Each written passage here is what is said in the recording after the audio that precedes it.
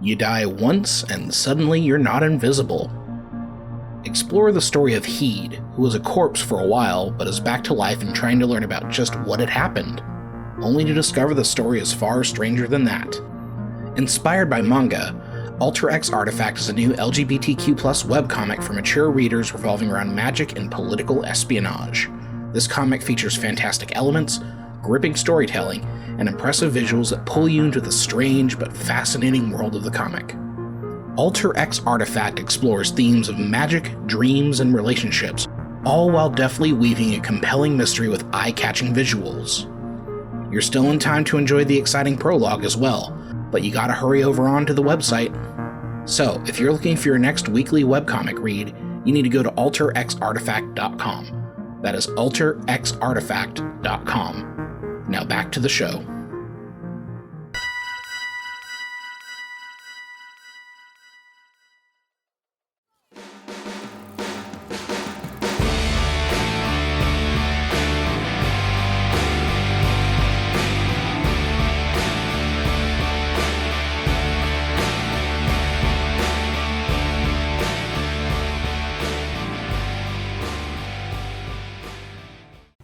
Hello and welcome to the Distraction Hole. I am your host this week, David Davis. With me is the delightful Kevin Heyman. Kevin, how are you doing? I'm doing fine. Hail Eris and greetings to our listeners in Rwanda.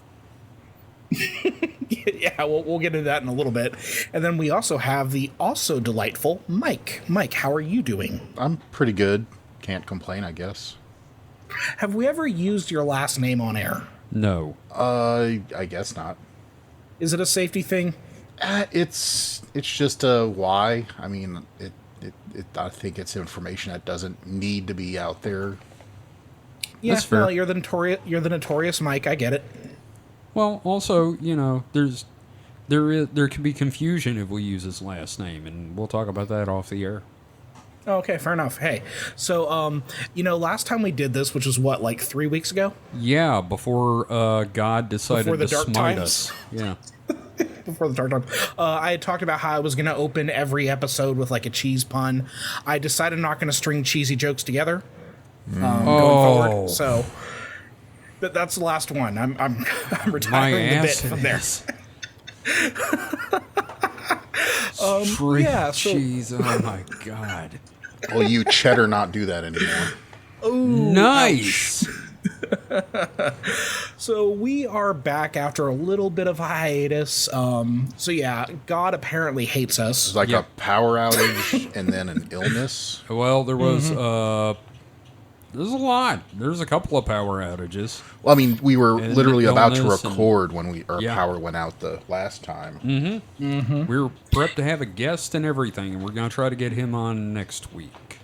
Yeah, but we're back in it again, and usually what we'll do is we do these on weeks that we actually record Supernatural Selection because this is our treat. This is a little treat for us. So, all right, so we are back to discuss things that we like or things that we've been distracting ourselves with. Yeah. And we decided who's going in what order off the air, so there's none of that like 5-minute conversation about who's going up first. Yeah, but we are going to have a 5-minute conversation about the fact that we're not having a 5-minute conversation about it. So we got to fit in that 5 minutes anyway for the runtime. I decided I'm not ready yet. Someone else go. No, just kidding. Just kidding. All right, well, Mike, you're up. So, What did you distract yourself with this so week? I've still been playing Tears of the Kingdom. Breath of the Tears of the Kingdom. Wild. Breath of the Wild, Tears Kingdom. Mutual of Omaha's Tears Kingdom. Yes.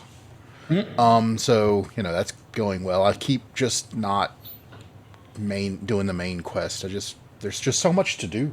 That's me in Skyrim. And, what else? I'm trying to think of all Just the little exploration, things. man. Yeah. The exploration is just so fun because I'm still finding spots like, I don't know if this is your experience because you played Breath of the Wild, right? Yes. Are you finding places in Tears of the Kingdom that you did not explore in Breath of the Wild? Oh, yeah. In fact, I'm noticing that all the important areas in Breath of the Wild have nothing really there in Tears of the Kingdom. And all the areas that were just kind of filler are now the important parts. You know what this sounds like is the extra quest from when you beat Zelda.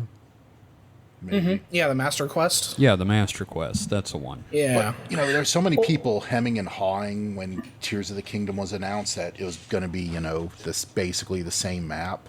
And I don't know. I don't get. I mean, I can understand at the concept. You're like, oh, that seems a little lazy. But between the two other layers and just the new stuff, it does not feel old or stale or repetitive.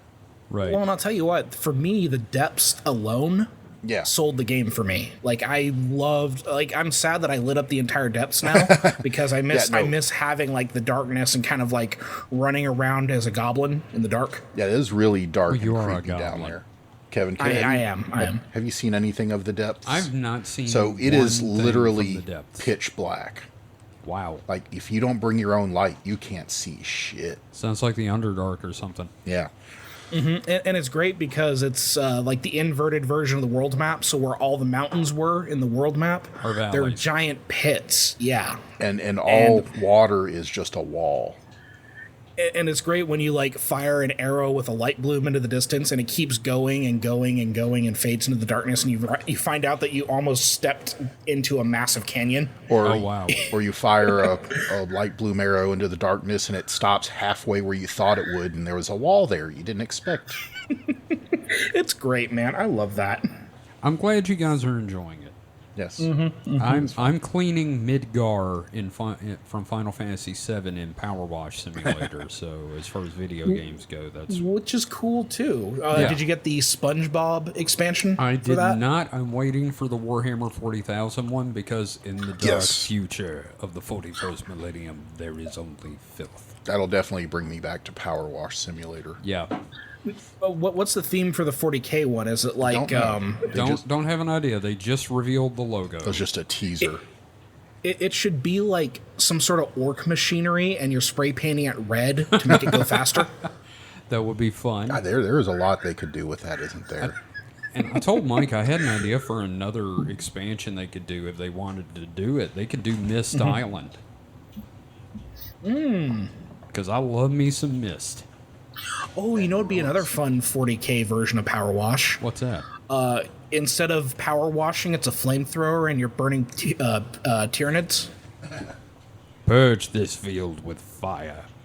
Hell yeah. Yeah. But anyway, Mike, what else did you have for us? So that was just. I'm trying to think of any other little things I did, but coming up with nothing. So the big thing I've been doing the last couple of weeks is watching. I've never seen this before, as old as it is, but Ranma 1/2. Never watched it before. Oh shit! So I'm now 50 episodes in. Yeah, I'm gonna It's start so good. watching. It's fun looking. I love the character designs. I'm a fan of that lady's art. I can't remember her name, but she did that. Inuyasha. God, what else? Yuritsu Yatsura. Kimigure Orange Road. Oh man. Lots. I'm gonna have my phone here so I can Google her. But yeah, go ahead and keep going. So, like I said, it's it's been around longer than I've been in anime, but just one of those shows I never really got around to. I think the problem was when we were first watching anime, there was not a U.S. distributor. There may have been, but it was also $30 for a tape with 2 episodes. I've got her name, Rumiko Takahashi. There you Takahashi. go. Yeah. Now I remember the only place where I could buy anime was Columbia Record House. Oh wow! No, we had a couple of stores, Suncoast Video And Camelot. Well, Camelot, yeah, in the early. They had some. But then they closed too, probably before we left high school. Well, they turned into what's it called, FM or FME, I think. FME, yeah, yeah. For my entertainment. But they still closed pretty quickly after that. Yeah. takeover. It is in Did the you guys dead have mall. Warehouse Video? Never No. heard of it. We briefly had a Sam Goody. Good to get it. There's kind of a more local chain called Bebop Record Shop that survived longer. This is just making me miss record stores and video I stores. know. We have a record store out in Raymond, Mississippi, where Terry lived. Have I ever told my anime buying story? Oh, is this the one I think it is? where it was at Camelot. Yeah, this is the one. So I was in there and I was buying a tape of Tenchi Moyu Galaxy Police Mihoshi's Galactic Police Adventure, something like that. It's the one that ripped off Star Wars in the poster. Well, no, this this was the Space Police one. This wasn't. I'm thinking of the other one. Yeah. My bad. No, and so I bring the tape up, and little. I mean, she was a woman. She was probably like a couple years older than us, but not by much. And she looks at it. She's your senpai? She's ringing it up, and she's like, "Is this a flick?" I'm like, "I don't understand what you mean. Is it a flick?" No. She's like, "Is it porn?" I'm like, "Oh, no. Well, y'all wouldn't have it if it was porn. yeah, lady. they didn't sell like real porn or anything, but I mean, like, how do you explain an OVA to someone who doesn't know what an OVA is? yeah. Yeah. I mean, I guess it was kind of on the ichi side, but Yeah, sure, but I mean, it's Tenchi. yeah. It's always kind of like that. So speaking of ichi, watching Ranma 1/2, I'm going, wow, why didn't I watch this when I was younger? Because there's a lot of nudity, not a lot, I guess, A surprising amount for a television series. Yeah, more than I expected. Well, and it's all played for gags anyway. Oh, yeah. So. That's true. It's definitely not sexualized, really. Well, sort of is in some ways. There's the what's his name? Hippocy? Yeah, he's a little pervert, and always trying to steal underwear and grab girls. He's the Master Roshi of the... Yeah. Thank you. Well, That's what I was going to say. Worse than Master Roshi, then. Oh, yeah, that's right. Because he's actually grabbing and Master Roshi just wants to see some panties. Definitely a different time. Because you could not get away with that shit nowadays. No. Not in a character. I guess he's not really supposed to be sympathetic, but he's definitely not a villain. It's more of he's played off for comedy. The most Roshi-like contemporary character I can think of is Mineta from My Hero Academia, and it's not like he's actually playing grab ass. I guess the other one might be Brooke in One Piece, because he's always asking to see the lady's panties. But again, it's not like he's actually physically doing things. Yeah, that's much closer to Roshi. Yeah, and at least, well, I say at least, it's still bad either way. But the person he's most grabbing on is Ranma, the guy that turns into a girl. Yeah, so that's. So, are you enjoying it? Well, I'm 50 episodes in, so what do you think? Okay, see, I'm used to one of our friends that will start watching something, not enjoy it, and then just hate watch the entire series. No, but it is interesting to watch this. We're even familiar with it because there was an SNES game of Ranma 1/2. It's basically like a Street Fighter ripoff fighting game. Yeah. I can't remember what it was called. It was Hard Battle. Ranma 1/2 Hard Battle. Well, yeah, that was the English name, yeah. Yeah. But, yeah, and, did we rent that? Or Yes, we saw it, and I was like, anime! Yeah, and we rented it, and so we didn't know nothing about the show, really. I think we didn't even know about the show at this point. Nope. Right? That was our first experience with Ranma was and reading the manual and finding out, it's a dude that turns into a chick. And hell yeah. And so, now coming back and seeing where all that came from is interesting. Yeah. The game does not hold up. Oh, no. I just a couple days ago loaded up a emulator just to take a look at it. And it's okay. I own the cartridge, so we can do that. Yeah. No, it's also what licensed games usually hold up. Yeah. Yeah, and Goof Troop for one. All of Capcom's Disney games. Yes. DuckTales. Super Star Wars. Okay. There All you right. go. All right. That too. Well, 'cause technically Disney. Lucasfilm Technically Disney now. now, but At the time they weren't. at the time. But yeah, No, I remember Super Star Wars being really hard. yes. Yeah. Well, it and Empire and Jedi were fantastic games, but they were hard as balls. Yeah. So, any questions about Ranma? You know? Like, if you were going to introduce someone to like anime in a broad sense, like a retro anime, is this what you would suggest, or would you suggest a different series? It is one of the OGs. I have to say that, you know, you couldn't, if you want retro anime, you can't go much better than Ranma, because it's like 140 episodes, so you got a lot of material to watch. Watching it, I'm seeing things that, you know, I recognize as tropes in modern anime, like Akane is like the proto Sundari. Mm-hmm. Oh, you're such a terrible person. Yeah. I love you. Yeah, because she obviously she gets jealous when other girls are hanging on Ranma, but you know she says she hates his guts and beats the crap out of him. Mm-hmm. So, you know, so there's that. There's I don't know, just everything. It is a grandfather of a lot of the shows. Would you say now. it's an archetype of certain genres, like your harem anime? And... Yeah, I mean, yeah, because there's lots of girls that want to get with Ranma, and kind of, thing that doesn't really carry over as much. There's a lot more like Ryoga wants Akane, and there's a lot more. Whereas nowadays it's more of like there's all these girl characters and they want the main guy character, or sometimes it's reversed. There's a lot more interplay with all these various characters having unrequited feelings, and people like them and they like someone else, and it's just kind of a web.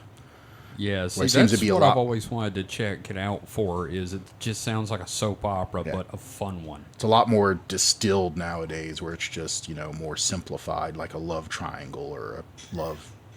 Or just a harem anime. Yeah. Yeah. Yeah. So there's. So I guess another question I have. Now I've only seen a handful of episodes, and that was a long time ago. But how is it like a episodic thing, or is there like an ongoing storyline to it? Because I don't remember personally. It's not episodic. It's it's earlier. So while there is an overall progression, style-wise and character introduction-wise, I would say on the whole, it doesn't really matter.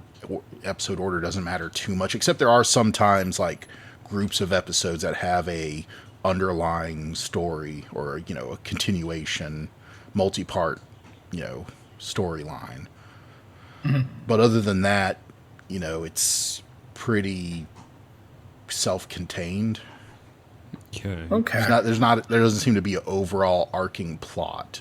The only way you'll know you're like 2 or 3 seasons ahead, or So it's like Star Trek: The Next Generation. There's no overarching plot, but there is progression. Yeah, you'll all of a sudden, if you all of a sudden see these characters that no one's like questioning where they came from, you're like, oh, I must have missed some episodes, or 10. Because there's not really seasons like we think of them today. There's basically the first 10 or 12 episodes, because apparently at first it didn't do well. Like the first batch of episodes didn't do well, so it didn't get renewed. But then in reruns got, really popular. So they came out with a second series, which was just a direct sequel. And the rest of that, 120 something episodes. That's 18. The first 18 episodes, and then the last like 122 episodes or something like that are all just one continuous block with no real breakup in seasons, other than, occasionally the opening and ending themes will change, but no real hard cutoffs. But they will have, like I said, self-contained like 2 or 3 part, story arcs. Okay. No, you make me want to go ahead and check it out. So, because again, like I remember watching some episodes, but again, also like when it was here in the States, when I first became aware of it, it was really hard to get a hold of. So I never got to dive into it. You know what I mean? Right. Yeah. Like I'm doing my Gundam thing right now, and this is my first chance to really like sit down, because it's like, well, Crunchyroll has all the episodes, and they have Ranma that I want to watch. Right? I don't know if they have Ranma, but I'm going to look. We're not Yeah. going to say how we're watching it. Hold on, I was going to Oh, say, no, everybody sails the high seas once in a while. You already heard. well, it is available on Hulu. Technically, Oh, it's on I Hulu. Oh, Yeah. okay. Both sub and 'cause- dubbed. Because Kevin, I did send you the link to Final Sacrifice today, so we're Yes, yes. Well, that's different. That's Yeah. Look, if you want your movie to be taken seriously and you don't want MST3K to make fun of it, maybe don't name your hero fucking Zap Rousdower. zippity zappity zows dower. Bippity bappity Rousdower. Sorry, and I'm gonna start watching Ranma as well here soon. Yeah, we can all like watch some episodes and compare on that. Yeah, no, I'm looking forward to it. Should be fun. So let's see, Mike. You've been playing Tears of the Kingdom. You've been watching Ranma. Do you got anything else that you've been distracting yourself with? Something else. Oh yeah. Also picked it up because it was on sale, but been revisiting Katamari Damacy. no, It's on Steam. no. Because the Katamari Damacy reroll has been on Steam for a little bit, but they just came out with the We Love Katamari reroll. Oh, okay. So they're not on Steam sale, unfortunately, but Green Man Gaming was having a sale on them, so I picked them up. I haven't played that game in forever. I Yeah. love that game so much. I remember the first time you brought it over to Paul's, and we all sat down, and you put it in, started running it, and the opening started, and I remember Paul's ex-wife just going, "What in the fuck is this?" Yes, it is so bizarre. Just because the geese come in, choo choo choo choo choo choo choo choo choo, and we were like, "What?" And so what made me want to play it again was I remembered something. And there's like one of my favorite songs ever. Like this song is just like, I don't know what it is about this song. Is it Lonely Rolling Star? Yes, Lonely Rolling Star. It's like, I love that song. Yeah. The song is awesome. Well, it is.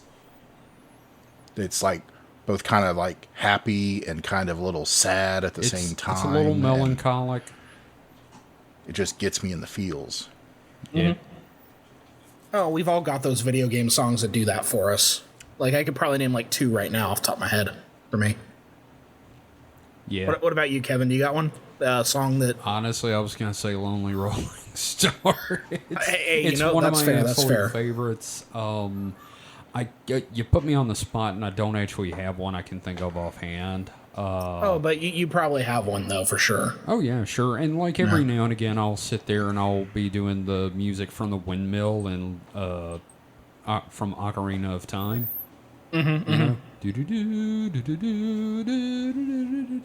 I'll get that going through my head. Yeah, like 2 that I can think of off the top of my head. Gusty Garden Galaxy from Super Mario Galaxy, Okay. which they also used in the Mario movie, and I was just so excited when I heard that in the credits. Oh, good. That's like one of my favorite Mario compositions. And then Sticker Brush Symphony from Donkey Kong Country 2, which like one of my all-time favorite video game tunes. So so look them up. They're pretty good. But all right. Well, you got anything else you want to run through, Mike? Or are we I good to think move I'm- on to Kevin? I think I'm tapped out. Although, yeah, I'm tapped out. Okay. Maybe I'll, right, well- since I'll continue watching, I may bring Ranma updates in the next episode. Sure. Oh yeah, you've been updating us on Tears of the Kingdom too, so that's fine. Yeah, and on Supernatural Selection, you're our fungus guy at the moment. So, I'm just one fun guy. yeah. Yes. All right, Kevin. You said something about having a Oh, new wow, Mike segment. just What's this died. about? So, I will typically have. Wow, Mike's over there dying. Sorry. So, I typically get on here and will complain and bitch about stuff that y'all like. And it dawned on me, I have seen like up to 3 things I've actually liked in the last 2 weeks. What the fuck? I know. Kevin liking things. Wow, with all the weather we're having in the world, surely is ending soon. Oh, this is a sign of the end times. They've He made doesn't even media like I us. I know. I tolerate y'all at best. But so first off, Secret Invasion. All right, I bitched about the intro, and I still don't like the intro, but it is a damn good show. Sam Jackson is really putting forth some effort in here with his acting.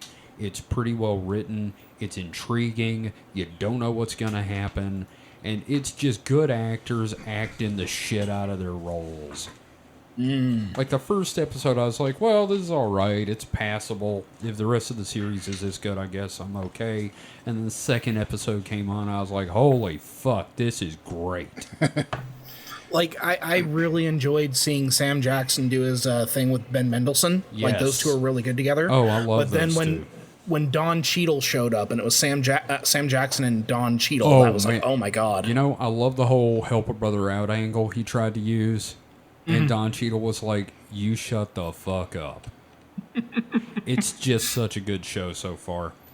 Yeah, I'm really enjoying it. This isn't a spoiler. This is just random speculation. I think Rhodey's a Skrull.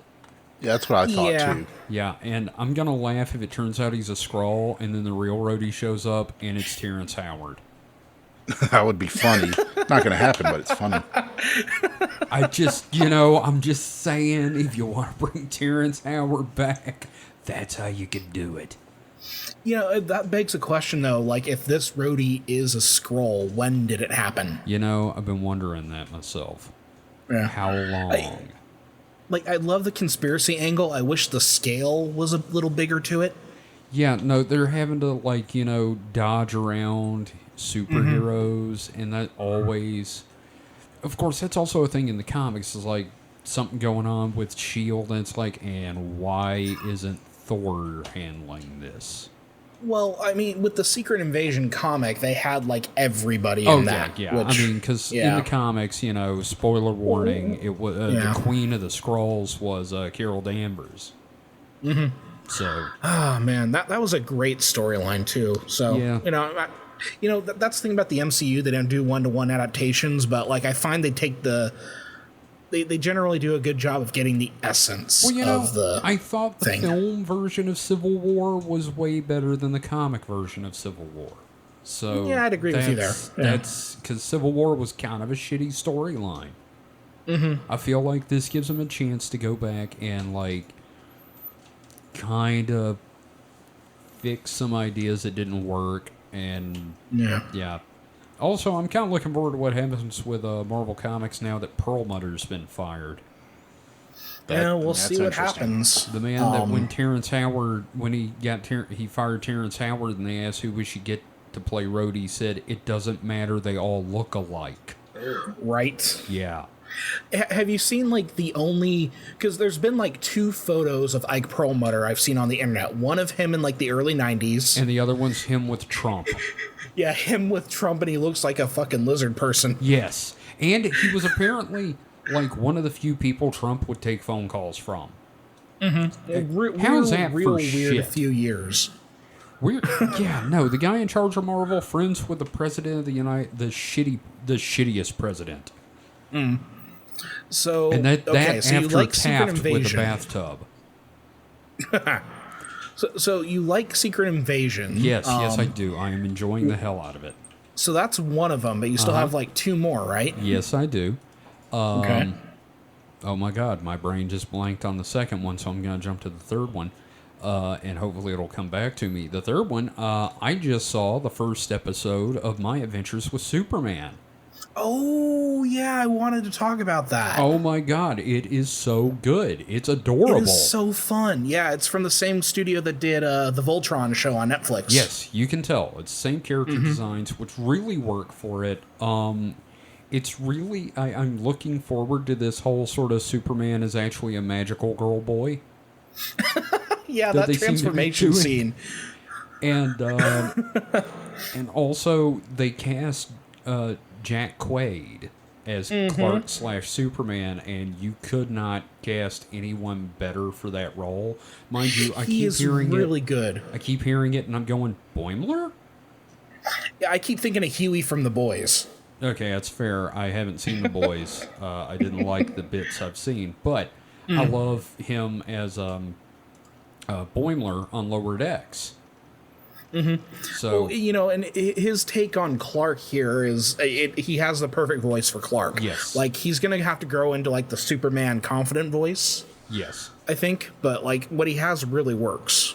I'll tell you what else I like is they apparently just turned Jimmy Olsen into me. You know, he's me. Mm-hmm.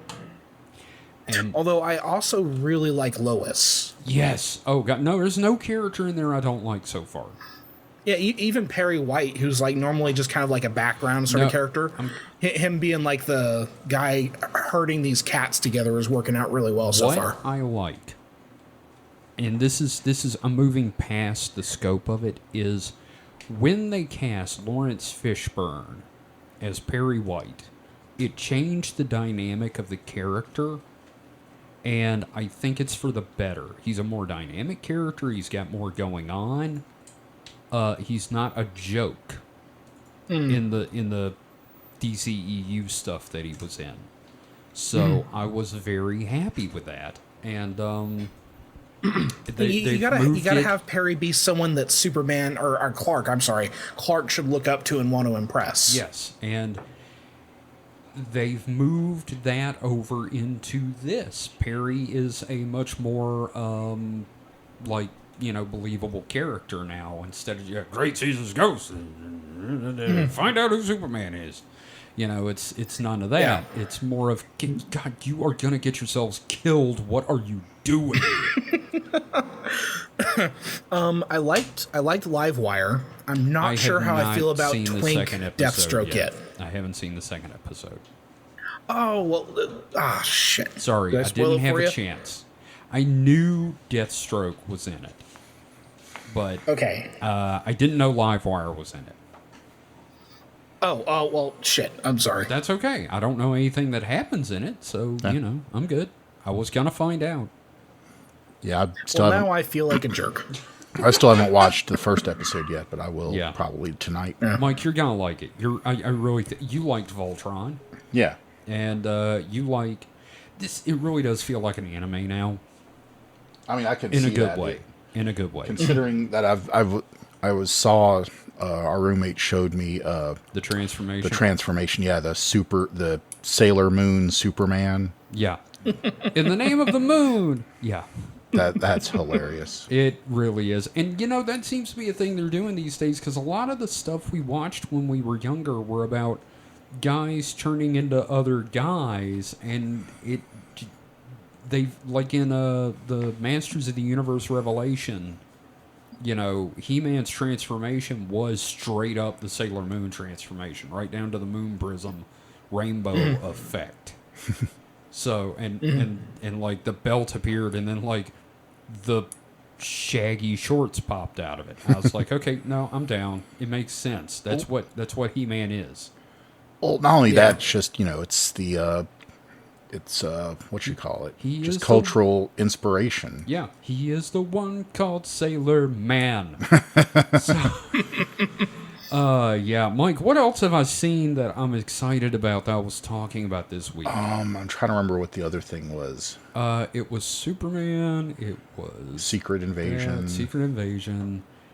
I've seen several things that I've really enjoyed, though, and it feels good to say that for once.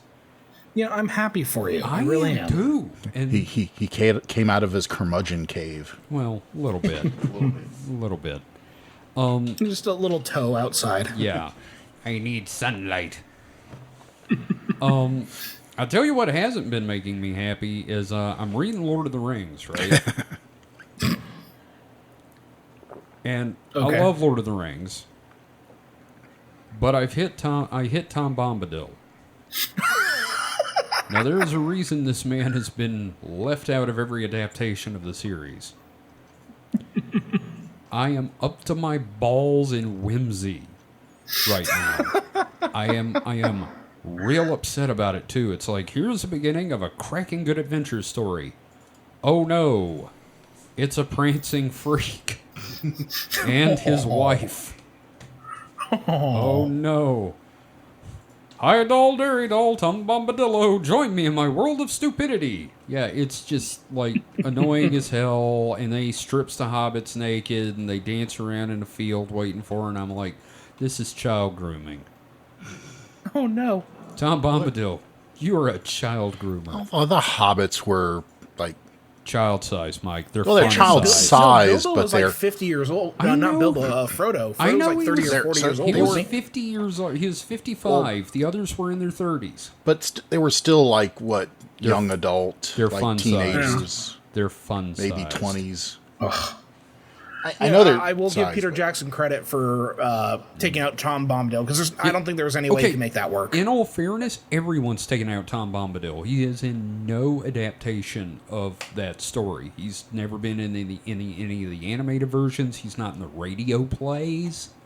The only thing he's in is in the audiobooks, God help us. Like, who would you cast as Tom Bombadil if you were casting Black. the Lord of the Rings Yes. trilogy? Oh, yeah, fuck. Shit, you got it. I had One an and done, you got answer it. right fucking there, man. Because I've thought about it. It's like, who would I... Jack Black. Just So- Jack Black. So maybe he is like way outside thematically for He also- the movies, but it would be interesting to have like just a Tom Bombadil like standalone. There thing. was talk of them trying to do a musical movie of Tom Bombadil, which, Mike, it's all about bears and badgers and shit trying to capture him, which sounds like a cereal commercial. It sounds like David the Gnome. It Do you remember does. David the I Gnome? love David the Gnome. You know what? That's David also the- my nickname, apparently. David the Gnome also had trolls in it, so you know. Do you remember how David the Gnome ended? Yep. That was I actually worked that into Aaron Apprentice when do you remember the Garbage Gnomes? Right. Yeah, JT from Night Gig started a Garbage Gnomes radio show. Him Do and you have any of those episodes? I'm gonna ask him if I can get them, and we Yeah, may put put them those up on in the Patreon, feed. man. Yeah, but one of the things in there was the dad yelling at his son, and the son was like, "I hate you, Dad. I hope you turn into a tree." Because at the end, spoilers, Yeah. David and Lisa die and turn into trees. And then for some That was reason, Swift the fox runs off and gets laid. It was a weird fucking cartoon, It but I really kind of want to was. watch it again. It was an adventure show adaptation of those gnome books. You know, when it used to air on Nick Jr., Yeah, like right at yeah. the transition between Nick Jr. and Nickelodeon proper. Because I used to, when I wasn't a latchkey kid, I was sent to other people's houses, and they happened to watch a lot of kids, right? Right. So you know, Nick Jr. was always on, but like there would always be David the Gnome, and Theme I'd watch song it, and stuck I'd be in like, my "This head. is kind of wild, man." Yeah, no. And Tom Bosley, the fact that it's the dad from Happy Days was bizarre. But I Yeah. love the show. It's great. Okay, so so we were talking about Tom I'm going back in the conversation here. So from David the Gnome to Tom Bombadil to you not enjoying your time with Tom Bombadil. Here's my but you're other reading problem. Lord of the Rings. Here's my other Okay. problem with Tom Bombadil, though. Okay. Narratively, it's problematic. It's like, oh, here's the thing that's going to destroy the world. I can wear it on my pinky. Fuck you. And then suddenly you got to write yourself out of the corner of this guy could solve all our problems. It's You know, like, and what? you know, as much as I love Lord of the Rings, I'm gonna say something that's probably pretty controversial I don't know here. that it is, if it's what I think it is. I don't think Tolkien is a very good storyteller. No, he's not. Like, the thing about the Lord of the Rings, it's a fucking history book. Yeah, and no one structures a story the way he structures stories. Don't get me wrong. I love Tolkien. I think Yeah. he's a fantastic writer, but the storytelling of Lord of the Rings, not great. Well, you don't have like major events happen off camera, and then have somebody vaguely explain it, and you also don't have God show up, and then everybody have to come up with excuses for why they don't let God solve the problem, and also why God can only exist in this one 4 square mile tract of land. Like, seriously, it's Yeah, like, why don't we give it to Bombadil? He'll lose it or something. Anyway, we gotta go Why throw it don't in the they just fly volcano. the eagles to Mordor? Because the eagles are kind of pissy. Honestly. And just... No. The Eagles are sovereign. They're like sov-sits. You don't fuck with them. You don't pull them over. You don't ask them for favors. Unless you're Gandalf. Yeah, well, Gandalf gets a pass on everybody. So I cannot remember what my third thing was. Just know that I enjoyed 3 things this week. Well, we might have it for next week then. There you go. Yeah, I'm watching. Oh God. Okay, I remember Strange New Worlds. New season of Strange New Worlds. Yes. It has been. Here's the thing about Strange New Worlds. There's been a couple of what could be, compared to the other episodes, clunkers. But even their bad episodes are pretty okay Star Trek. Yeah. Yeah, I could see that. Like, they're just fun adventure stories, even though they're not, like, the best. And they've had probably the most Star Trek episode they've ever done, which is the trial of Una-Chin Riley. Which is basically a science fiction allegory for gay and trans rights. Yeah, and then of course it definitely reminded me of was it Measure of a Man in season 2 of... Yeah, it had that feel. It reminded me of the court martial of Spock in the original series, which also kudos for them making something fun with the costumes from the original series. They've really been trying to make those make sense. Oh, dude, I love the current Starfleet uniforms. I want a blue... I want a science blue uniform. I want one to wear. Yeah. With the little patterns in the the upper little chevron, part. the little deltas. Yeah. Yeah, that's really cool. Also, this... sorry, go ahead. Oh, I was also going to say, like, also the way that they adapted the original series movie costumes, the red naval jackets, in that one episode of season 1 of Strange New Worlds. Like, oh my God, I was losing my shit. It made me so happy. I was losing my shit at that. There's one other thing that they did just for Star Trek fans in this latest episode. Have you seen it? The one that came out just recently with this week, where they went to Rigel 7? Yes, Rigel 7, yes. Okay. Now, and you probably know this, but I'm going to explain this for the listeners, of course. In The Cage, the original Star Trek pilot featuring Christopher Pike as captain, when the doctor comes to make him a martini, which is the most 60s statement I've ever made on this show, but when the doctor comes to make him a mixed drink, Pike is explaining how that last away mission on Rigel 7 a few weeks ago, where they lost 3 crew members, and then later the Telosians bring that out of his memory, and he goes back to that time, and it's a version of that castle, and he's fighting a giant. The fact that this episode was a sequel to an anecdote in the unaired original pilot is like, mwah, thank you for that. Yeah. As a nerd, how do you feel, you're petting me. How do you feel about them, like, adjusting the timeline a bit regarding the World War III eugenics wars thing? I'm completely fine with that because, you know, the first time I really watched Space Seed was in 1992, and I was like, wow, you guys really kind of, man... You have to kick that can down the road. The far off year of, what was it, 1990? 92. 92? 92 was when Spock disappeared, I think. No, 96 was when he disappeared, but the eugenics wars and World War III and all that really started in 92. Yeah. Well, you know, and that's the thing is, like, whenever you do these prequels, like, nothing's ever going to line up 100%. And I always look at this stuff with, like, it's a sliding scale of time. Yeah. And if they had kept the eugenics wars as being in 92, that'd be fine because it's you know, you're just, it's at this point it becomes alt history. Yeah.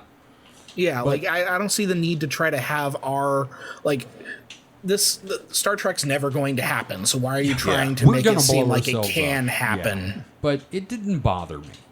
Yeah. It didn't bother me at all. I like it. I don't think they needed to do it, but I appreciate the effort. Yeah. Also, I mean, I guess if they hadn't changed it, then, they would have had to have gone back to the 90s, which, Voyager showed that, time travel back to the 90s for Star Trek is a bit ropey. Yeah. There's a lot. Yeah. And A lot of plaid oh, yeah. and like, beanies. I do appreciate the fact that they like have the temporal police going on in the background, though. That always makes me happy to see them pop up. Yep. And you know what? Big props to the guy playing Kirk. Paul Wesley, yeah. He is just fantastic as a modern take on Kirk.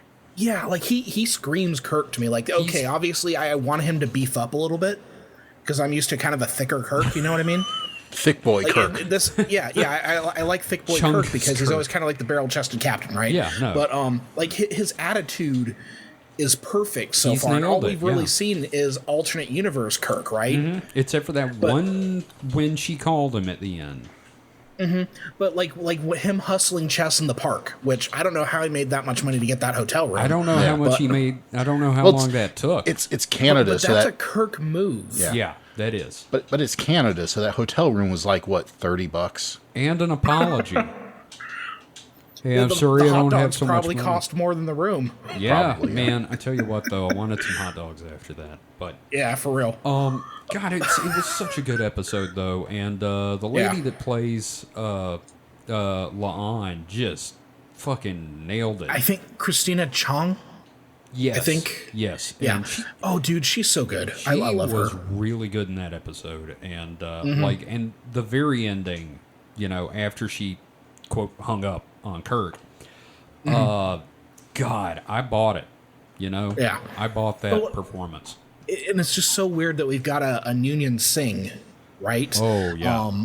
Which it's such an interesting little wrinkle, and I don't think it really messes with the canon or anything like Yeah. that. It's so fascinating to And see. they're like, what, probably 5 years out from finding Khan? Yeah, Maybe yeah. 6. I don't know. I do have a theory about this series, though. And I Okay. think what they're going to do is this is their excuse to redo the original series. I hope so, I man. think they're Don't get gonna- me wrong. I love the original series. People are But going why to be not do a pissed, remake? but I'm fine with that. I am fine with them doing a new version of the original series. I don't know if they'll just keep the name Strange New Worlds to differentiate it. And I'm Maybe, fine who with that knows? too. But God, it's just good to have Star Trek back. Yeah. Yeah. So a note about oh gosh, can't remember the name we were just talking about, the Singh La'an. La'an, yes. So like in the first season, like so I had watched The Expanse, and so when I watched season 1 of Strange New Worlds, seeing La'an, I'm like, wow, they really just wanted a character that was like Drummer from The Expanse, because she was like kind of that same kind of pulled back hair, kind of severe. And I think season 2, they really starting to break her out of that Yeah. mold of a Good. just carbon copy of Drummer, which I like. I love Drummer as a character, but you can't just wholesale Do that. pick that mannerisms and everything, and plop it into Star Trek. Well, you know what? I love that she is expanding because last season she really came off as I'm the female lead in a 1990s sci-fi series that's in syndication. It was a very Highlander, the Raven vibe kind of thing to me. And I just love that she's become a character now. Yeah. Well, I think you really saw that in the episode in season 1 where she and Uno were doing the Oh, checklist. yes. I was so glad to see that. True. That did start to make her a little more personable. Yeah. But here's the thing: characters evolve, right? And I'm Yeah. glad that Absolutely. we're seeing that. Like, she has to start. Like, sure, she starts severe. She has that tremendous survivor's guilt, but we've been seeing her loosen up. We've also seen her get traumatized all over again. Thank you, Kirk. God, yeah. Just this whole crew on Strange New Worlds. Like, I'm gonna say my favorite core set of characters is on Lower Decks. Oh, that's a But given. Yeah. I really love the Strange New Worlds crew. I love Mbega. He's great Doctor. I felt like they kind of shoehorned in his current arc and character thing because they got rid of the daughter in season 1, it's like, well, we got to have something for him to do. But I do like it. I like the idea of him. I like the idea of we're seeing some of the Romulan War veterans, and like we're getting that kind of dark side, because two things I've always wanted out of Star Trek. Or the Klingon? Was it a Klingon War? Yeah, no, the Romulan War hasn't happened yet. Yeah. The Romulans at this point are still kind of a nobody unknown knows entity. who they are. In fact, that's why Kirk in that episode, Kirk had to point out to La'an that was a Romulan ship, because remember, until Kirk's Enterprise, nobody's seen a Romulan ship. Yeah, which they touched on at the end of last season. They redid that episode with Pike at the helm instead. So I'm sorry. It was it's cool. It's cool. It was so the two things I want to see. I want to see a mini-series set during the Klingon War. Just find a random Starfleet crew, really show us what that war was like for them. Hell, because we don't really get that. We don't really get that with Discovery, right? Because Discovery, they were kept away from the war because of their specific ship. Mm-hmm. So I want that. The other one that I've really been wanting is a Khan miniseries set during the eugenics wars, where it charts his rise to power. Hey, they should get the guy that played Kumar to play Khan. I think that could work. And the reason I bring that up is because I met him Saturday. Oh, yeah. Oh, there you go. Yeah, he's got family here in town, and he comes down and he buys his liquor at our store. Yeah, it's the second time cool. So I didn't see him this time, but I was around for the first time. Well, I was there, but I just was doing other things. Yeah. I was busy. But he comes in. See, I've never actually seen anything he's in except for part of Harold and Kumar, which I didn't like at all. And that's nothing to do with him. But I did see him in House, which was fucking great. Yeah. Well, that's neat. Yeah. But I think he'd make an interesting Khan. Yeah, I could see it. I definitely could see that. Yeah. But no, that'd be great. A good Khan mini-series would be interesting. Me and Mike actually had an idea for a Star Trek series at one point, but they kind of did it. It's called Lower Decks. So, so speaking of, you were talking about, crews and stuff. Yeah, Lower Decks is like the Star Trek group of characters you just want to like hang out with. Oh yeah. Like, everybody else, it's like, Pike and them are great and everything, but it seems like they have more fun on the Ritos. Yeah, and it has absolutely nothing to do with the fact that I have a major crush on Beckett. Yeah. For me, it's Tendi. I love Tendi. Tendi's cool. Yep. But Beckett. Yeah. Nope. Yeah. Mariner's great. So, guys, I think it's time we take a small break. You know what? Actually, that sounds like a good idea. So we will be back in a few moments. You're breaking up with me? It's okay. We'll get back together in about 5 minutes. Oh, this is an off-the-air conversation, gentlemen. Damn it.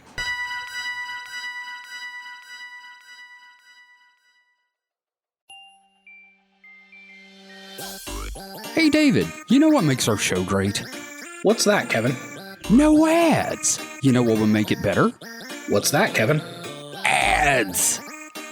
What if, and I'm just spitballing here, we do ads for independent creators at reasonable rates? How reasonable? Overly. How about $2 per episode pre-roll? That is almost too reasonable. Might as well go for it. Let's send everyone to the contact page for Supernatural Selection. SupernaturalSelectionPod.com/contact? Exactly. Just have them scroll down to the Advertise With Us section for more information. That sounds great. Now let's record the ad. Kevin? Yes, David? We just did. Whoa.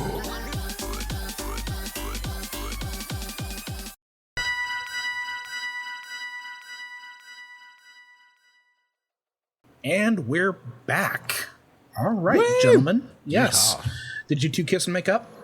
We did. I mean, he Mike could have kissed used me in my down there. Kevin could have used less tongue. I mean, really, that was unnecessary, but whatever. See, I couldn't tell because you put me in the chair and then you turned the chair into the corner. So, No one puts Dave in the corner. No, the thing is, if I'm going to do something, I go all the way.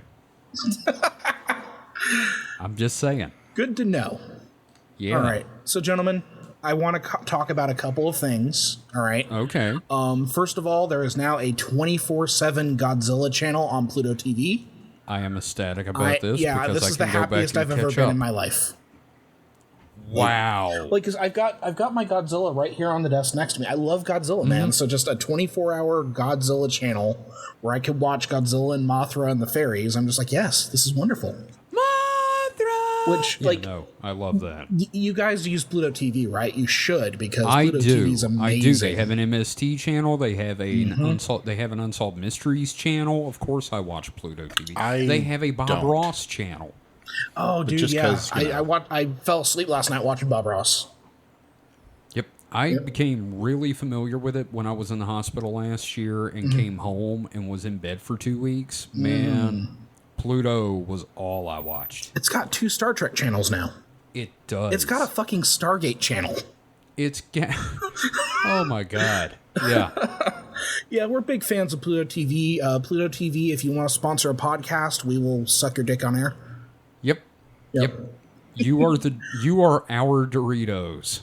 So everybody go get Pluto TV. That is a deep cut to Behind the Bastards. But, here's the thing, gentlemen. I've been wanting to talk to you about this for like 3 weeks now. Okay. I want to talk about the bear. Okay. I know the title of it, and that is it. I didn't even know it existed until everyone lost their shit that the second season was out. Well, like, I lost my shit during season 1, so season 2 is just more of a great show for me. But, Okay. So, Mike, have you heard of the bear? No. Well, I think I've heard of it, but I'm not familiar with it. The bear I'm familiar with is the one from the Saturday Night Live. Duh, Bears. No, it's not that. Although it is related. Okay. BJ and the bear? That was a chimp. I never understood that. Yeah, why is it called a bear when it's a chimp? It's a chimp, goddammit. Let's get our mammals right. If you call it BJ and the chimp, you're just thinking that chimp is giving you a BJ. As opposed What's to BJ the and bear? the bear. Yeah. The bear's not going to give you a BJ. You're giving the bear the BJ. Yes, exactly. BJ on the bear. Anyway, the bear So- is a dramedy. I guess that's what you would classify it as. Sure. Or a dark comedy. Yeah, on FX/Hulu. I guess now FX is doing all of their shows on Hulu, which is fine by me because I love FX. Honestly, yeah, FX is some of the best drama TV I've seen. So, Okay. okay, so what the bear is it is a show that takes place in Chicago, and the show starts off this chef who's been working in Michelin star restaurants. He comes home after his brother dies of suicide, and takes over the guy's sandwich place. And it's the sandwich place is based off of the original beef of Chicagoland in Chicago. So it's like a icon of the city. So the chef kind of takes over this restaurant, trying to run it and everything like that. And you've got the people who are kind of set in their ways, but he's also trying to elevate it. And there's a lot of cool stuff going on. And the first season, like, I fell in love with that first season. It was one of my favorite shows of 2022. Like, hands down. Absolutely loved it. I lost my shit when season 2 launched, and I finished it in the span of about a day and a half. Yeah, I remember you doing that. Yeah, it was not good for my sleep schedule, but I'm sure. the bear beckoned to me. So, but yeah, no, the show is so good. Especially, I think the best movie I have seen this year is the 6th episode of the show. Because it was like longer than an hour. It's obviously just an episode of the show, but it is like one of the best. It's like a really good short film, and it's called the Fishes, and it's a family dinner at Christmas time, and it is the most intense like hour and 10 minutes of television I have ever watched. Wow. Yeah, it is so good. Yeah, I'm trying to figure out how to sell you on this. Well, you kind of had me at Sandwich Shop, but I'll probably check it out. Like, Kevin, you're just hungry. But that's me you've had always. Italian beef before, right? This isn't an innuendo. Like, you've had an Italian beef sandwich, right? Is that the one with the au jus or what? Yeah, you'd say that. You dip it? Yeah. Okay, probably. So I've had a lot of sandwiches. Yeah, so so it's a sandwich place, but this guy who takes over, he is this very kind of like traumatized Michelin star chef. His former boss is played by Joel McHale. Oh wow! And he pops up in a few episodes. But okay, I'm gonna run down the call sheet real quick of guest stars in this episode called Fishes. Okay, so you have the normal cast. Okay, I had to remind myself who Joel McHale is, and I love Joel McHale. I've always loved Joel McHale. That's the guy from Community, right? And the Yeah, soup. and he would have been the main character in the U.S. version of the IT Crowd. Oh yeah, that's right. Yeah, I saw had that. I saw that pilot. That was good. It was the British version with different actors, except for Moss. Except for Moss, yeah. I don't think you could do anybody else but Moss. Right. But, That's the only person. And what's his name? Joel McHale? No. Ian McDiarmid? No, that's the Emperor. Yeah, I know who you mean. And Dewey? So I don't know. What? Anyway, let's move on to the call sheet. one of the actors who's a regular on the show is Oliver Platt, who is a great actor. Right. So like the show secured Oliver Platt. He shows up a lot. He's in this episode. But I'm going to go ahead and read through the call sheet here. Jamie Lee Curtis. Oh, shit. Gillian Jacobs. John Mulaney. Bob Odenkirk. Jesus Christ. Sarah Paulson. John Barenthal. Like it's just, oh god, there's so many great actors that show up in this. But they're all these characters are part of like this larger kind of like mixed family where you know, like you have a close friend who becomes part of the family. Wouldn't know anything about that, would we, Mike? No, not a bit. That's exactly the kind of thing that you have going on there with this. Okay. But it's this really tense flashback to like the last Christmas the family had before the older brother commits suicide. And you just see the pressure building. The main character, Carmen, or they call him Carmy, he's played by Jeremy Allen White, and he is so good because he has this very like traumatized energy to him. Like he just like he's got this very magnetic personality. So number one, Carmy, great character, fantastic actor. He has this intensity to him. You also have Ayo Edebiri, who plays Sydney, who's kind of a chef that he takes under his wings and partners up with to try to make this restaurant a bigger thing. Yeah. And then also, if you're familiar with Andor, which you are now, obviously, Kevin. Yes, I am. Eben Moss Bacharach, who played Skeen, he's in this as well, playing the friend of the older brother who kind of got inducted into the family here. And he's got a really cool narrative journey as well. It's just, oh my God, it is so good. I cannot stop talking about the show when I get a chance. And then also, like, have either of you guys worked in like the food industry at all? A little bit. Mike has, I haven't. Okay, Mike, what did you do? So, my very first job ever was at a Dairy Queen. Okay. Fast food. And then for a brief moment, I worked at a Papa John's. Okay. But never a real traditional sit-down restaurant environment. See, my experience, I worked as a food runner at a casino restaurant. I barely remember that. Yeah, I hated it, but yeah.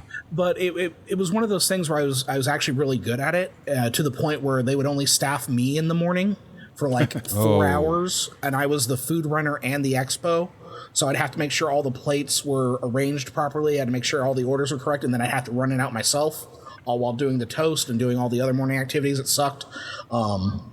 Yeah, I did well at it, but the other thing is, like, I know how kitchens work from having been in that situation, because you know me and how I get along with people. Like, I knew the line cooks, I knew the chef and everything like that, right? Like, I spent a lot of time with them, and like, having been in that sort of environment, this show gives me like traumatic flashbacks, but I'm kind of thankful for that. Because I used to come home and like have like anxiety attacks because I would hear the ticket sound in my head. Yeah, and like when that shows up on the show, of course it like gets me and it gets my adrenaline going, but it's kind of something that I miss as well. And it's kind of, I can understand that. Yeah, and it's kind of nice to kind of relive that through the show and just watch people who are like really good at what they do trying to make something and overcome all these like challenges. Okay. Yeah. Well, I'll put to you like this. I just upgraded our Disney Plus subscription to have Hulu, Mike. So there. Yeah, now we can watch it. You guys should try it out and let me know what you think. And it's what's nice is it doesn't overstay its welcome. Episodes are usually about a half an hour to 40 minutes at most. You know, because with a lot of streaming shows now, you can just make the episode as long as you need to. I kind of wish more people would do that instead of like, we're going to do a full hour. No, just do 35 minutes if that's what you got. Sure. But yeah, it's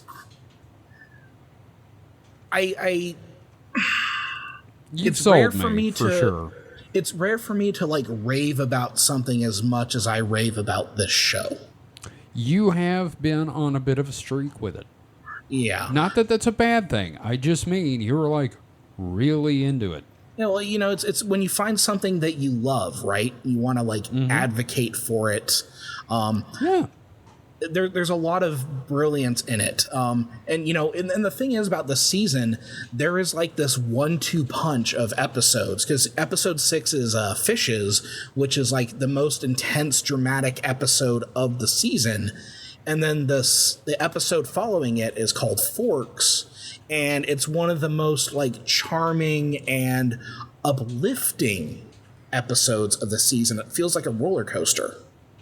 Okay.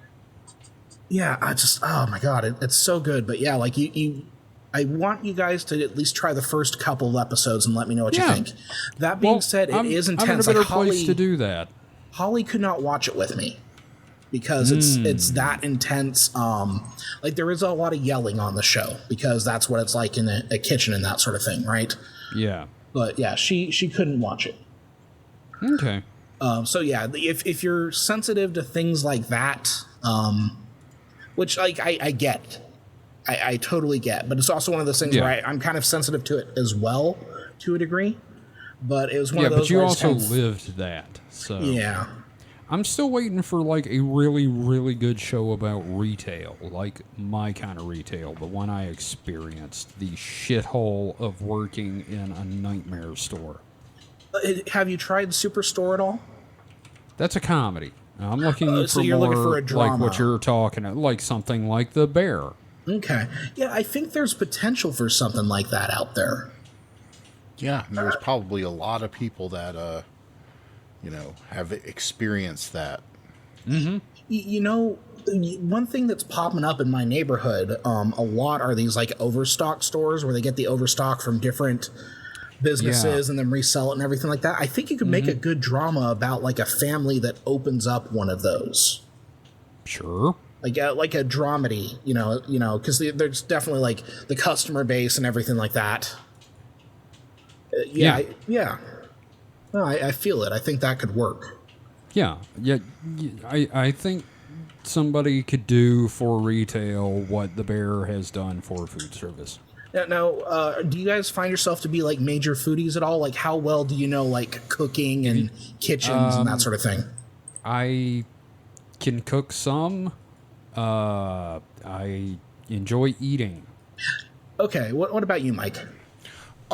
So I can do all right around the kitchen, and I'm no gourmet, or I don't use premium ingredients, or I'm not gonna make He a uses the finest vein of sausages. I'm not gonna make a bechamel or anything like that. But hey, I don't even know what that is. Well, bechamel isn't that fancy.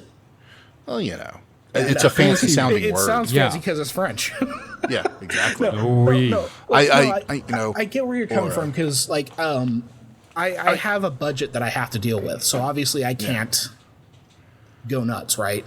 But I'll tell you what. Honestly, at one point, I was seriously considering culinary school because I love to cook.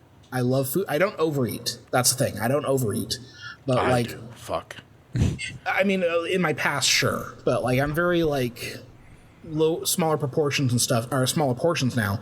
But I take food seriously. I own a bunch of cookbooks. I know a bunch. Like, I'll see a chef that's consulting on a TV show, and I'll know who that chef is, and I'll know their restaurant. I've never been to it, but I've read and watched enough of this stuff to where it's like, Yeah, that was us a little bit back in the late 90s, early 2000s when, what's it called? Iron Chef was a big deal. Yeah, Food Network when it was like, interesting to watch. Yeah, when Good Eats was new. yeah. And then also like two of my favorite movies of all time, Ratatouille and Chef, right? So like culinary stuff is in my blood. Like if I don't have anything going on at night, I will pop on the original Japanese Iron Chef on Pluto TV, right? Yeah, I love the original. And then like I'll know the exact techniques they're using and that sort of thing. So part of the reason I like the Bear so much is because it lets me kind of indulge that like esoteric food knowledge that I've gathered and I've not really been able to put into practice with premium stuff. Let me ask you something real quick. When they go to announce the secret ingredient on Iron Chef, do you ever do like I do and just name out like something that you obviously can't cook, like today's secret ingredient? Hate! I don't do that, but I might start doing that. Okay. I'll never forget Paul going, baby! Well, the other thing is, like, it's also fun when you watch shows like that and think about, like, what would I do with that ingredient? Oh, and then you see the chef start doing that stuff. Fuck it up just super bad. Totally just Look, no. Gravy. Buckets of gravy on it. I know what I would do. I would, like, throw it on the grill and slather it in barbecue sauce. Everything. Because I will say, like I do a mean, grilling. I do some good grilling. He is a damn good griller. I get compliments on my grilling. Well, one thing that I'll do is when I come over to see you guys, I will definitely like cook something because like I do enjoy cooking. People like what I make. Well, you know what? You enjoy cooking people? I bet you do. Oh, yeah. Well, I think didn't I say people enjoy my cooking, or did I say I enjoy cooking people? You said you enjoy cooking people. Yep. Bit of a Freudian slip there, son. Yeah. But no, like it's something that I like to do, like it, and also like making dinner. It can be kind of a relaxing thing for me, especially like when something doesn't go wrong. But like, being able to kind of like try new stuff. Like I'll be like, I kind of want to try making this tonight, and I got a store around the corner. I'll run there, grab some stuff. So right, it's just the Bear is one of those shows that lets me indulge in a part of myself that I don't get to indulge in as much as I'd like. See, my thing with cooking is everybody talks about how it's a communal thing. It's very, it brings us all together. And I'm like, I can take that and ruin it. I can certainly make this a miserable experience. Oh, God, that's exactly what that 6th episode of Season 2 is. Oh, good. Okay, great. Yeah. That is exactly how I am in the kitchen with other humans. Mm-hmm. So, yeah, I want you guys to give that one a try. Like, I'm gonna go ahead and try Ranma Half, because I remember it, but I'm gonna try to find it again and rewatch it. You guys try the Bear, and then let me know what you think. Okay, sure. I'll do it this week. Hell yeah, Let's do that. Let's do that. I might rewatch it myself. So, do you need an excuse to start watching it again, just out of curiosity? No. You but could just say, I'm like going to watch it again. Like, yeah, and that's the thing. It's like, there's some shows that I watch over and over again. The Bear is kind of intense. I don't know how often I'll watch that one over and over again. Like, I will, but I may have to space it out a little bit. You know what I mean? Like, it's not like Trailer Park Boys where I'll finish season 12 and then immediately start at season 1 again. I've done that. I remember. I didn't do that on purpose, but like when Stargate was on during the day and I was working on comics, they would just run like 3 or 4 episodes in a row and do the whole series and then start over. So I became very, very familiar with Stargate SG-1 like that. Yeah. You know, because there's some shows it's like I'm definitely going to watch them again, but they're such like an intense ride that I kind of have to space them out. Right. Like No, Breaking totally Bad is another understand. one of those. Like, because I've rewatched Breaking Bad about 3 times, and I want to start. I'm getting that urge to kind of watch it again. You know what I mean? Yeah. Mike, is there anything you've ever done like that?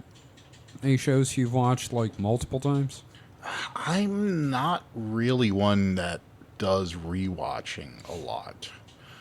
See, I do. That's interesting. That there's some people that don't, and that's fine. So I'm trying to think.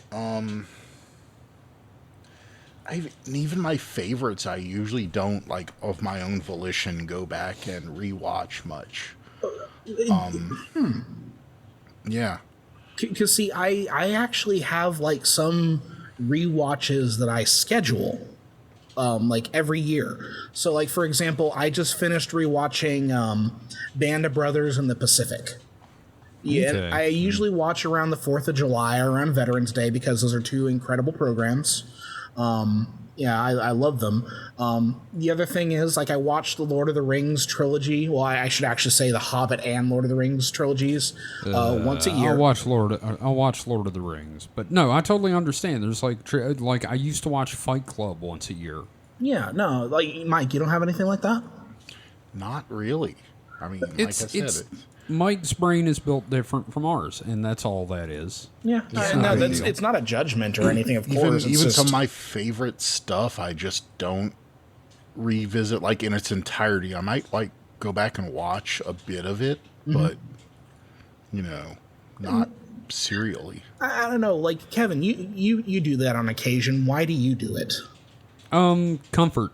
Yeah, you know, that's what I was going to say. Yeah, it is straight up comfort for me. It's really fucked up to say that I watch Band of Brothers and The Pacific for comfort, considering what the I stuff's need the about. blood. But no, it's one of those things where it's just like, it's like a reminder, or a reminder to kind of indulge in the thing that you know that you love.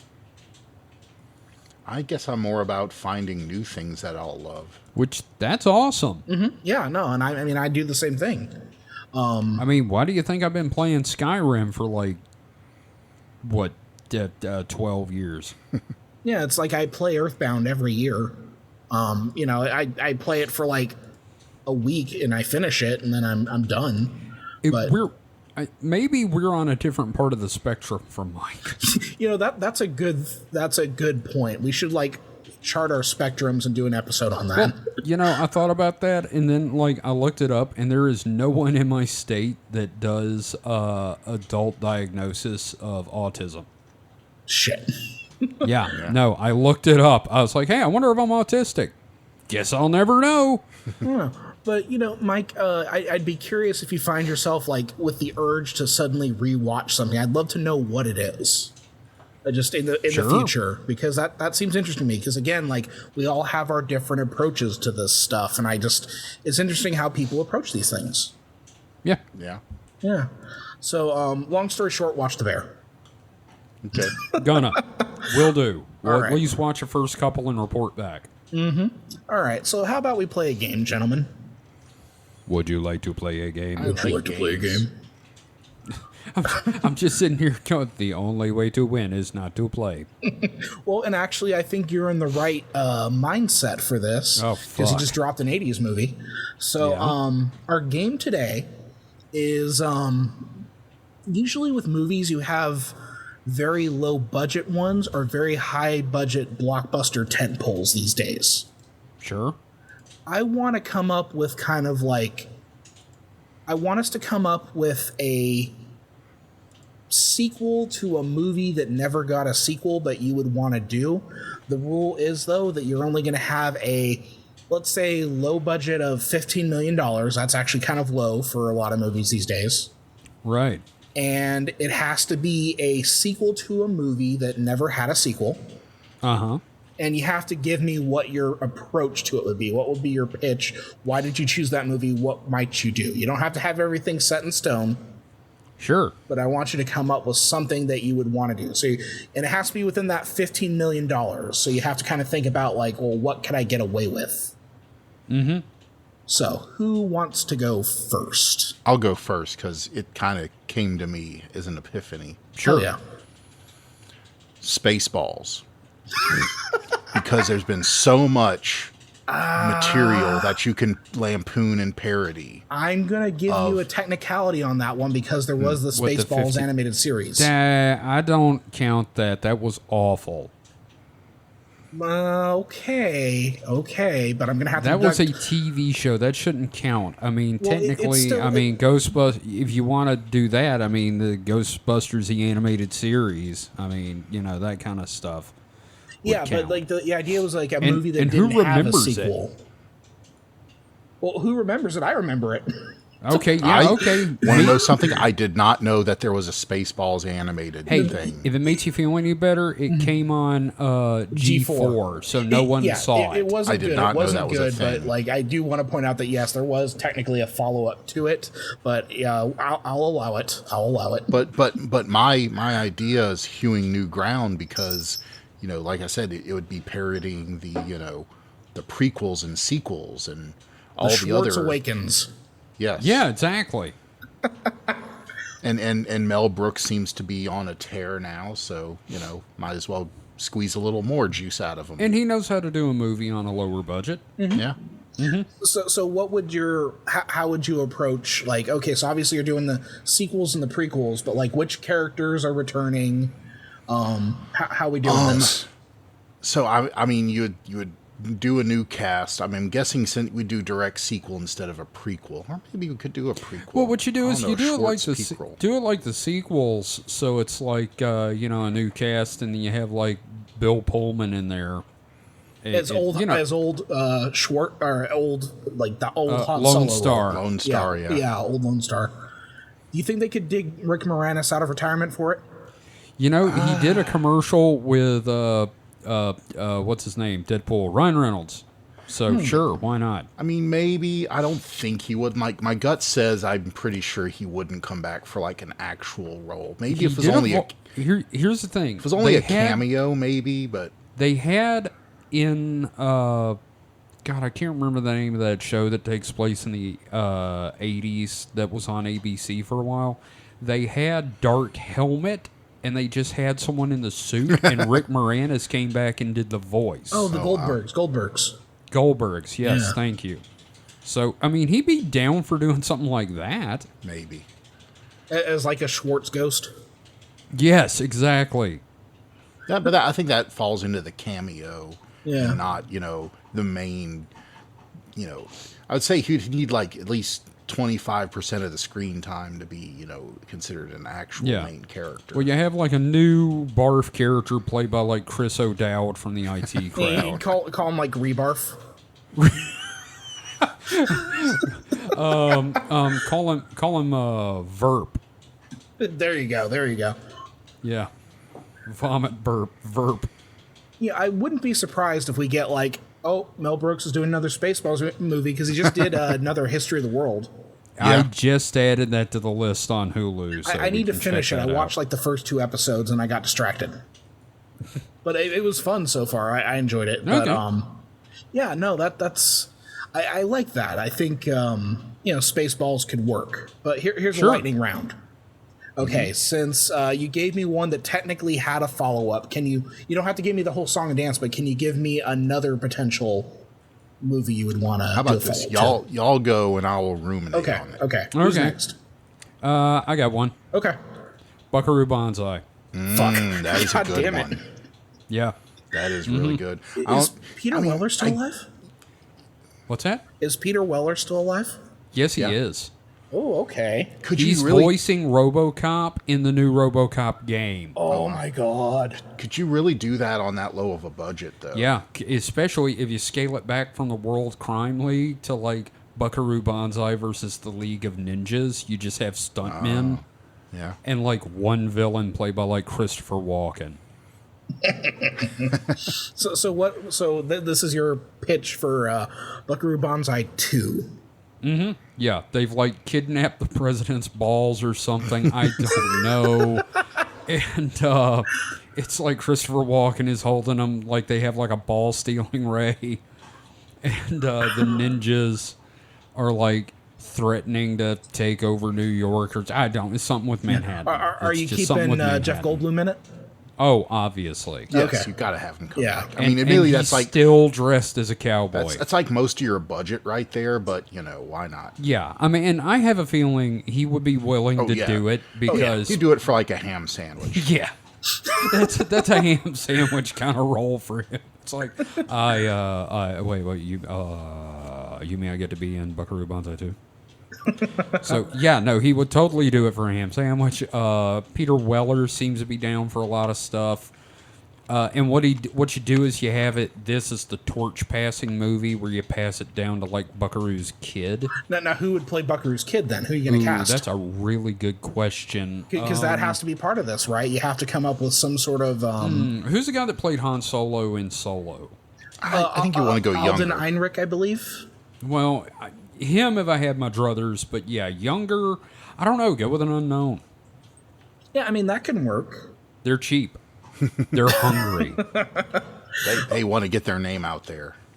And part of the plot revolves around they finally they froze Clancy Brown because he got poisoned and never dealt with that for the rest of the movie.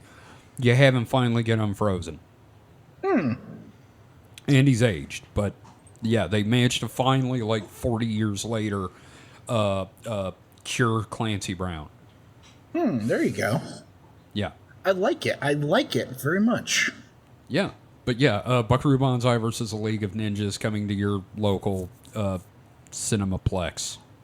Hell whenever. yeah. That's awesome. Okay. Thank you. For mine, this one's going to be tough, but I think I could squeeze it in $15 million. Yeah. Last Starfighter 2. Oh, dude. Yes. I don't know. That would No. be You keep the special effects at the same level. Yeah, you use For continuity. out-of-box Blender assets. No, you do all the special effects in the Unreal Engine. Yeah, no, I think I can make it work. It would be like a very kind of stripped down story. But it would basically be, Alex testing this new form of Gunstar with Grig. They accidentally activate a wormhole, find themselves on a planet, and Grig It dies. turns into enemy mine. And then Alex realizes he needs a co-pilot, but he has to find the right co-pilot, right? So he uses the Centauri video game plan on that planet to find his new pilot and introduce So that you have pilot. like not just a nerd, but an alien nerd. Yeah, an alien nerd. And then, just like also have maybe Alex being chased by bounty hunters. So he's also trying to take care. Yeah, and and what you do is you have them be those that weird robot thing from the first movie. The beta so unit? you just have the same dude play both roles. Yeah.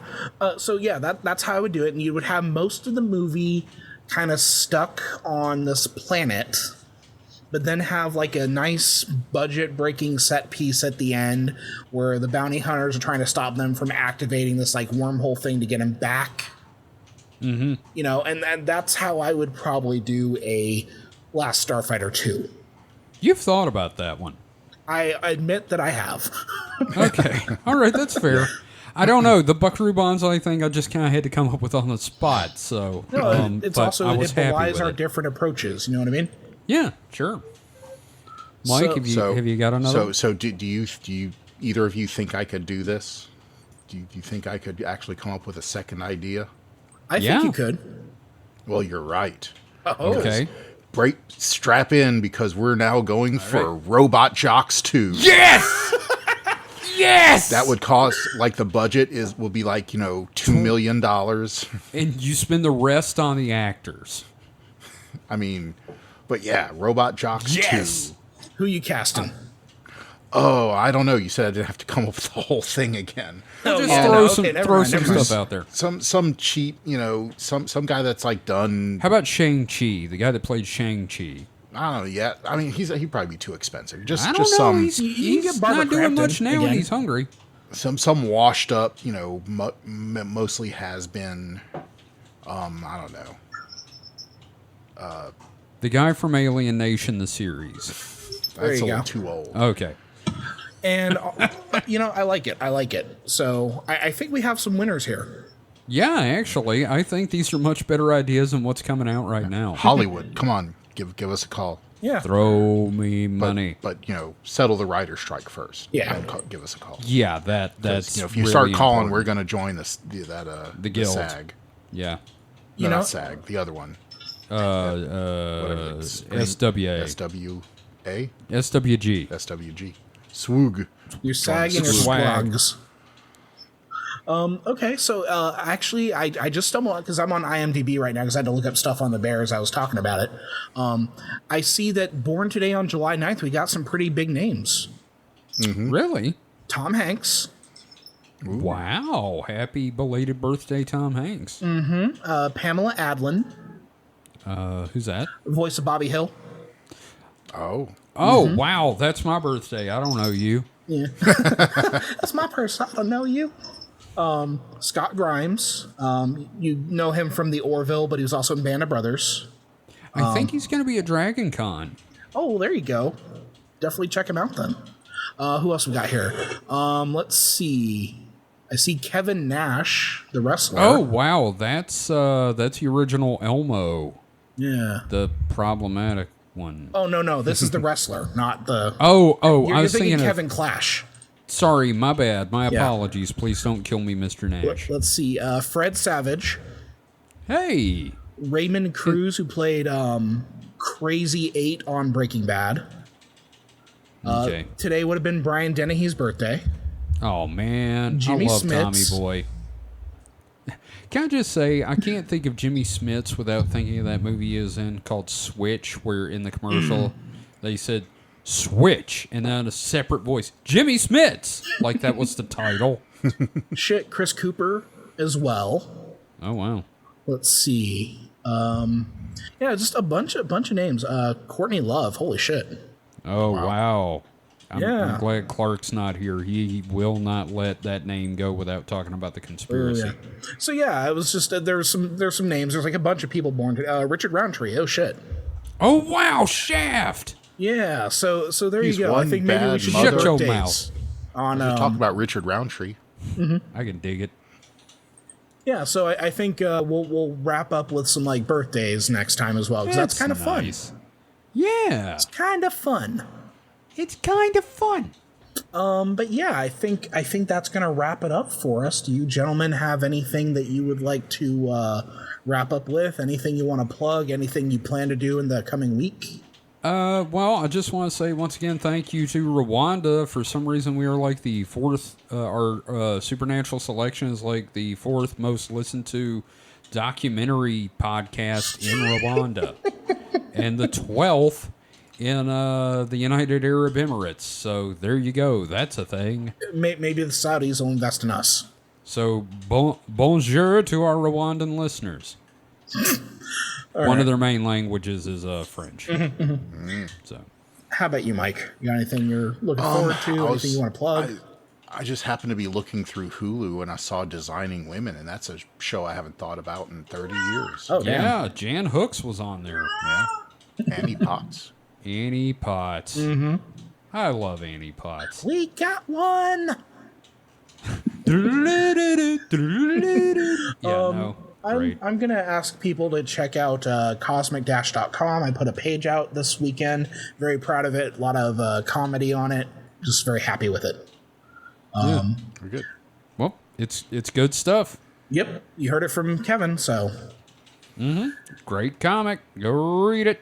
And with that, I think we should probably do a closing thought. And my closing thought for everyone today is, I hope your fries remain crispy even after a half an hour.